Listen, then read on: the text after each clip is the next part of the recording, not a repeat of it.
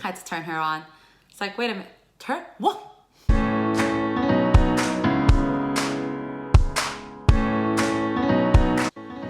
Alright guys, hey guys, it's me again with another video.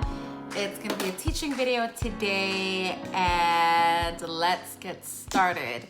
So I think last time we mentioned, so what are some important things that we should have knowledge of, or that are important parts of singing, right?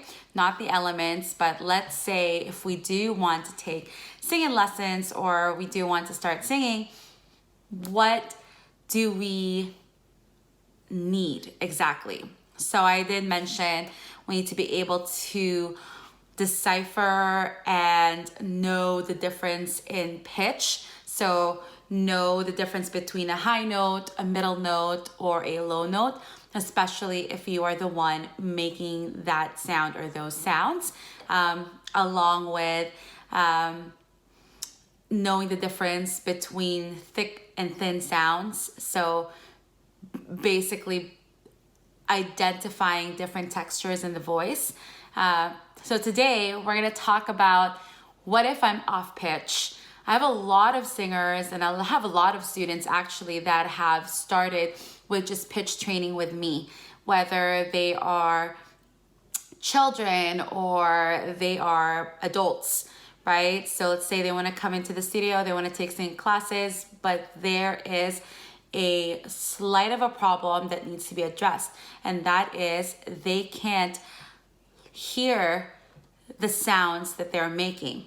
So just before we dive on to this discussion, I would say this is a discussion, I just want to make a disclaimer that there are some that may need more training and more time than others.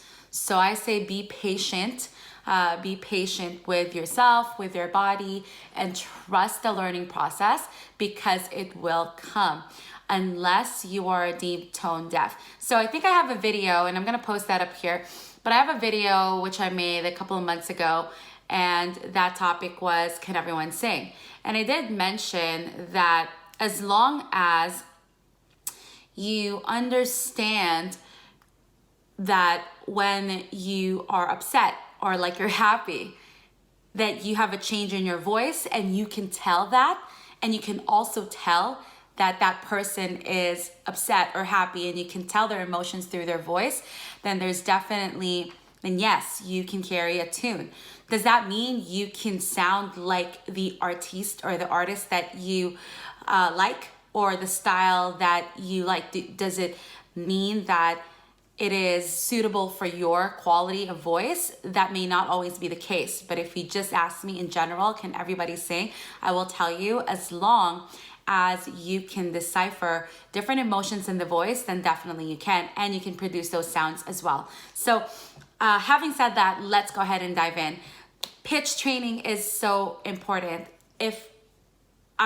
So we can learn and we can apply quote unquote emotions into our song and give it this beautiful body of dramatics and dynamics. However, if you are totally singing the song or a piece a sharp above or a key above the original key or below, it then doesn't create a beautiful sound. It actually is very technical, and oftentimes it just doesn't make it a good song at all. And it's not enjoyable to sing as well, right? So pitch is very important, among other things, and breathing and pitch, they go hand in hand.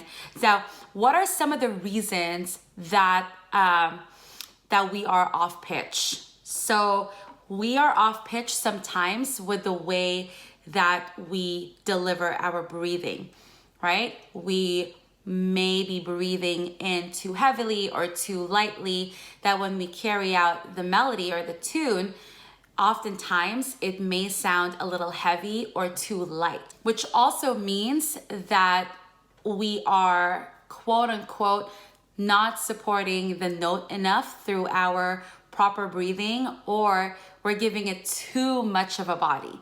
So then the note then sounds a little too sharp or a little too flat, okay? Take, for example, I had to turn her on. It's like, wait a minute, turn, whoa. Okay, hold on. So here, so if I were to, it's a lot of hair. So let's say, I know for sure that this is the middle C, and let's say that I already know this note, which I do, and I know, and I've thought of it. No. My initial stepping on the note was actually not on pitch. It was too sharp, and that's because I stepped on it too hard, because I supported the note too much, right? So there should be a good amount of breath flow, right? Not entirely taking off the breath flow and not entirely being, ah. See that first note? I just kind of loop that in. But if I give myself time to take the proper breath, if I give myself time to take proper breathing, then, and also think about where I'll be singing and where to direct my breath, then it will go smoothly. Okay, so oftentimes a pitch is affected because of our breath flow. Okay, so mind your breath work, mind your breath flow, give yourself time to take a quick inhale or a sharp inhale, and then, but it's the exhale that counts. Another reason why sometimes we go off pitch is due to flat resonance. So flat resonance is very common in singing, and that could only mean one thing. How are we engaging our articulators, right, when we sing a certain note or a certain vowel, right? Let's say if I'm going, let's say my vowel is A. So we all have our favorite vowels, and A is not my favorite vowel sound. It's too forward for me, and sometimes in classical singing we're required to sing it in a more back, pure sound. But for me, it always comes out with just a lot of noise. So, but let's say I'm gonna challenge myself, because we're all learning and we're all in this together. I'm gonna go ahead and challenge myself and go with, what were we talking about? Oh my gosh. Wait, it was A, right? So yes, A, flat resonance. Okay, excuse me. So let's say that I'm doing A. I would say I hit that note just right, okay, because I raised my cheekbones and I puckered my lips just a little bit, giving my vocal tract just to be a little more vertical. A. What if I sort of relax everything and not engage my articulators in a way that they should be, right? And this is me not trying to be off pitch. I'm just sort of relaxed. My face is relaxed at that time. So that's one, flat resonance. So know how to articulate vowel sounds and which muscles to engage, facial muscles to engage, and which muscles to relax really, really helps, okay? Another reason why sometimes we are off pitch, and I think this one is very common, and we often this goes beyond just pitch training, but this is also sort of like when we want to give a stronger, well-bodied sound, we have excessive tension in our voice. So I just want to clarify, tension is a good thing, because if there's no tension, then we literally would be jello, right? So we need tension. What we don't want is excessiveness in engagement, okay? So excessive tension, in particular in your shoulders and your neck. Really, I always tell my students that the only time you really feel, or the only feels that you feel, gosh, if I say feel one more time, in or around your neck and your shoulders, is when it vibrates. Like you'll feel the vibration, and that's what you want. What you don't want is your muscles to be super tensed on your neck. Okay, that's a lot of pushing. And if you feel like you're working too hard, then that is excessive tension. Singing should feel good. I always say singing should feel good and not the other way, right? Obviously with practice and consistency and just the other factors in singing, if you're a performer, that sometimes can't feel good, but the act of singing should feel good. It shouldn't be stressful. Anyway, so excessive tension could be one of the reasons why you sound like you're out of tune. So if I'm saying like, so if I do, whoa. So I'm gonna do a rough like, whoa is the riff. Not really riff, but sort of riff. Whoa. So it's shaky, right? So I'm giving more, or I feel like I'm giving more, but I'm actually, the results are definitely not 100%, right? So sometimes in singing, we want to give less. We want to, I know this is weird and you can ask me about this. If you have questions about this, comment down below. You give less so you can give more, okay? You put out less so you can give more. And I'll let you sort of just meditate on that.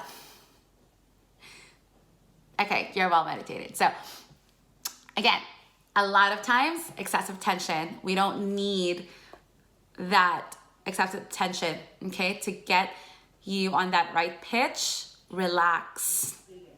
Relax, okay? All right, so, and this is, the next one, and this is probably the most common, especially for performers, college students, or, I mean, everybody gets this. And even I myself, I get this as well. I always say, if you lose this feeling, then definitely go back to your why in singing and hopefully you get that feeling back. But everybody gets nervous before a show, with your singing teachers. We all get nervous and jittery and our voice quivers and, you know, our heart rate is faster and our breathing is compromised. So nervousness can also cause the pitch to be, you know, quivering or wavering or what have you. So that's as simple as can be. And those are the main reasons among other things, okay? Among other things, but those are the main reasons why you're going off pitch. Now, how do we correct pitch? So now that we've gone over what causes us to be out of tune or otherwise off pitch, let's go over some of the ways that we can fix it over time. Again, I want to say that this is not a quick fix. So don't expect for you to get this or grasp this within, you know, a week or 2 weeks or what have you. Real professional singing training takes a really long time. Please, let's respect the art, right? So, all right. I like to say, especially for children, let's say you have your child is interested in singing lessons, and even though they're on pitch and they have a good sense of their high and low and middle sounds, it's always best to start them with sightseeing. This is because I went hiking this morning and the views are pretty bomb. So sight singing, sight training, okay? So sight training is your solfege, your do, re, mi, fa, sol, la, ti, do. Those ones, and along that. So a good amount of music theory is important because then you'll understand. It's also visual as well. So you'll see the trend of the notes ascending, and then you'll also understand the notes when they descend.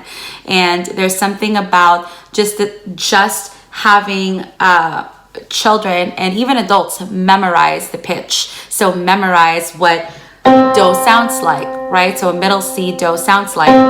what does E sound like, right? And what does T sound like, right? So if you put them together, right?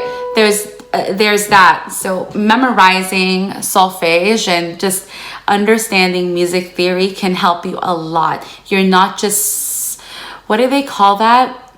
Ear training is good, and sort of just quote unquote feeling the note is good, but also reading and visually seeing the trend of the notes and applying that to your voice, especially for children who are still growing and developing their voice, helps a lot.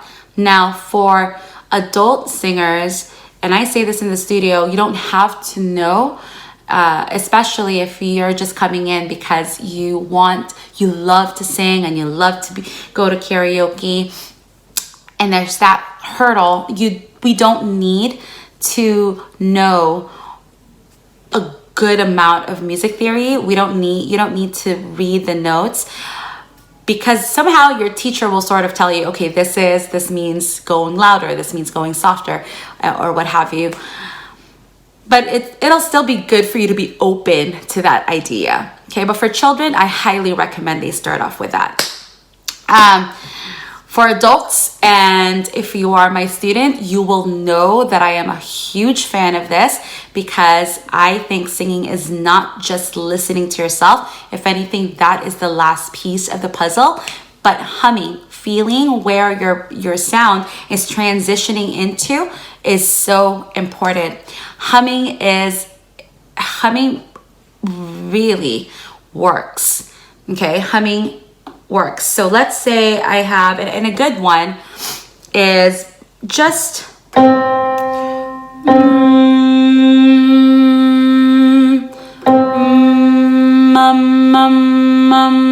so very similar to sight reading for me, sight singing for kids. Memorizing how thick and how thin your hum is, and memorizing where you feel the vibrations the most, will help you reach higher notes. So we know if I'm humming to this note, this feels like it's sitting on my chin and vibrating on my neck, obviously, but really also vibrating on my chest. Mostly on my chin, around my chin, right? If I am humming to, this feels like just right by my nasal pharynx, which is right here, right? And if I go, I know that that's between my forehead. So I know that my low sounds will be around, my low sounds, the vibration or the frequency will sort of be right around my chin, for me, my chin. And then when I hit that G, that middle tone, that'll be right on my nasal pharynx, which is the biggest resonance, by the way, is our face. And then that C4, I know when it comes around to these notes here, I should be feeling a lot of that right around my forehead. And it feels like it's fading to the back of my head. So it's so important to feel where you're humming, and how you're humming also determines whether you will be on pitch when you start to open your mouth to create a sound. So if we have a pursed lips, it's really hard for us to hit or slide into a higher note. Therefore, we want to, I always say, create or imagine there's a ball in your mouth.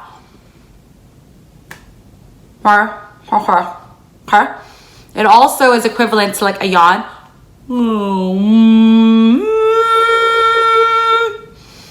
That causes the vocal tract to be a little more vertical. I'm gonna try not to hike on Fridays before I make the videos. So that causes just everything. It's like that, okay? And so I did mention for the kids, and then I mentioned for adults. For everyone, learning to use your respiratory system to support or to reach the higher and the lower notes are important. Having a good understanding of when to give less and when to give more. Understanding your breath flow is also important, and that's something your singing teacher can guide you to. It's surprising because when we go into singing lessons, we're always thinking, okay, vocalize and warm up and let's sing, right? But we also have to understand that we are singing with our bodies. So we have to, and that plays a huge role. Okay, our anatomy and physiology plays a huge role when it comes to singing, because singing it's very physical, and it can get really tiring if you're not trained properly on how to breathe according to a certain song or a note that you're playing, right? So ask your singing teacher if they can go over, proper breathing techniques before you start vocalizing, especially if you're a new student. Whoa. I feel like I was so serious, you guys. Wow. Okay. So there you have it. If you guys found this video helpful, and hopefully I brought some in, and hopefully I bring some insights.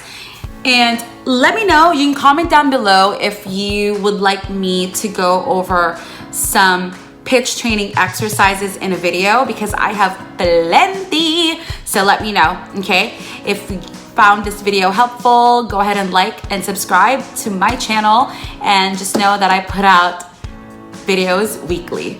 All right, guys, until then, keep singing. Don't let pitch training stop you ultimately from singing. All right, I want you guys to keep singing. All right, have a good day.